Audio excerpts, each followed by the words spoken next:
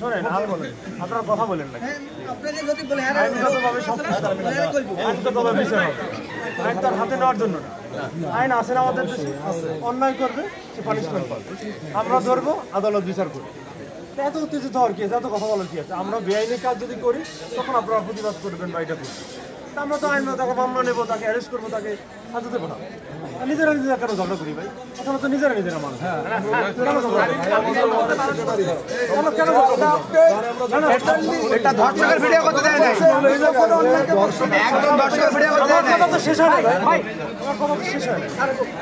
এখন আইনগত ভাবে করতে হইলে কি করতে হবে? না আমরা মামলা রেকর্ড করবো, নাকি হাজতে অ্যারেস্ট করবো, তারপরে কিসে পাঠাবো, কোর্টে পাঠাবো। কিন্তু কেউ প্রোটেস্ট করতে পারবে না ভাই, এই ধর্ষণকারীর পক্ষে থেকে প্রোটেস্ট করতে পারবে না, কেউ প্রোটেস্ট করতে পারবে না। অন্যায়কারীর পক্ষে কেউ